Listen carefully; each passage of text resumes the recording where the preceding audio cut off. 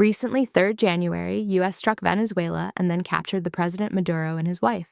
Trump said the reason for doing this is because of drugs, Venezuela's production and smuggling of illegal narcotics into the U.S.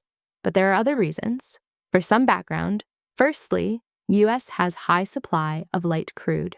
Crude oil is the sticky substance extracted from deep below the Earth's surface or ocean floor, the natural minerals. They then go through chemicals and processing, then turn into gasoline for automobiles. There are 3 big groups of crude: light, medium, and heavy. The U.S. has high supply of the light ones, but they require high amount of heavy ones. They are very dependent on heavy crude. And you see the import of heavy crude has gone up over the years, 70% already. Countries with high supply of heavy crude are Canada, Venezuela, and Russia. You can start to see the link. Globally, Venezuela's crude output only has a very small fraction. The output is very small because of the poor management of the country and corruption, but they sit on the world's largest reserve. So just look at this picture, then you can see the huge difference. Zooming to Venezuela versus US, it's more than 4 times. They hold 17% of the global reserve. And also, Venezuela's reserves are mostly heavy oil, which is what the US need a lot. For some background, the president took over in 2013, and since then, he pushed millions into poverty. Economy shrank 71%, and inflation is extremely high. And he also pushed a lot of US oil refineries out. But after the strike, you see that the market actually picked up. Stocks increased. Investors feel that the action will not lead to any bigger geopolitical conflicts. And then the main reason of a price increase is energy stocks.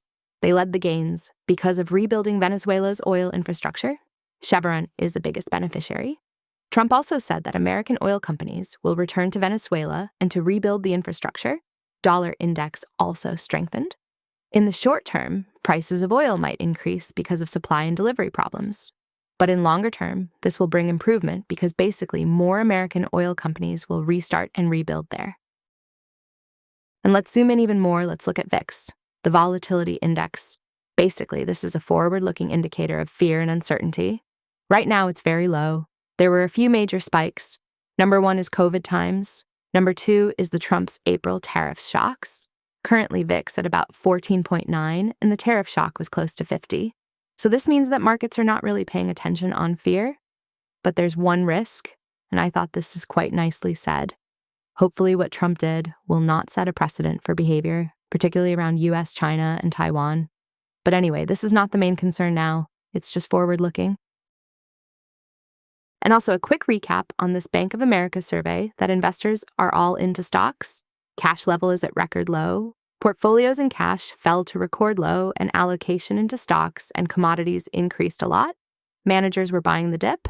And then tech stocks, especially those revolving around AI and AI infrastructure.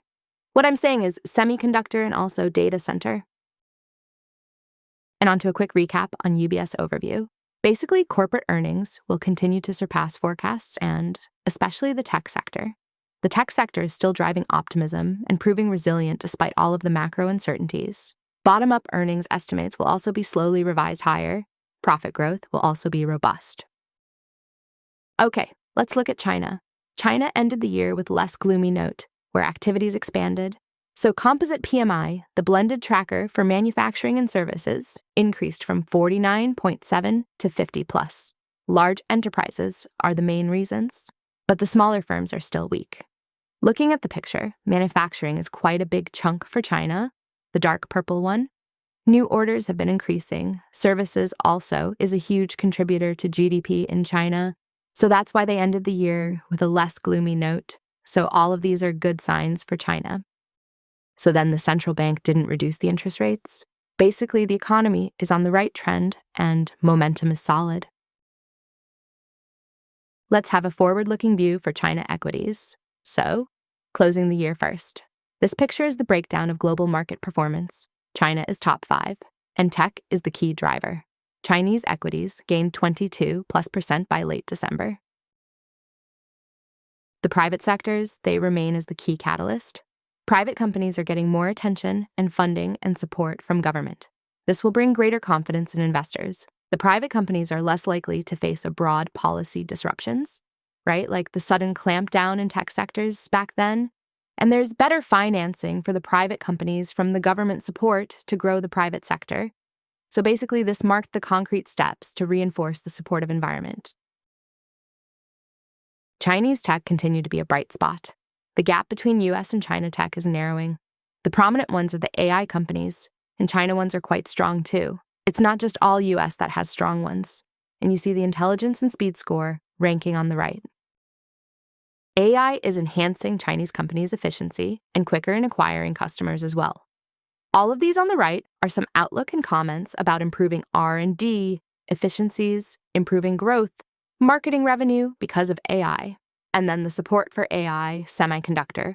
So back then, Trump banned NVIDIA from selling chips to China, but now it can enter China with the H200 chips. All of these are positive catalysts. And China also aims to be self-sufficient in semiconductor. They don't want to purely rely on foreign supplies. Overall, for tech and semiconductor, they will lead earnings growth and are very well positioned.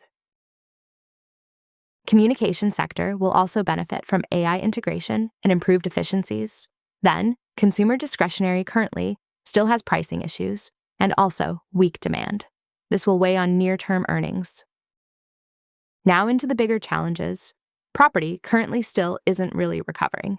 It weakened in October. Authorities are planning to focus more in reducing the built but unsold units. They might purchase more unsold homes. And then, demand is still weak. In first half of 2025, retail sales improved because of the consumer trading programs. But when the program stopped, you see retail sales drop. The authorities plan to increase support. China have been struggling with deflation, very, very low and weak inflation, which is bad. But towards the end of the year, inflation picked up a little.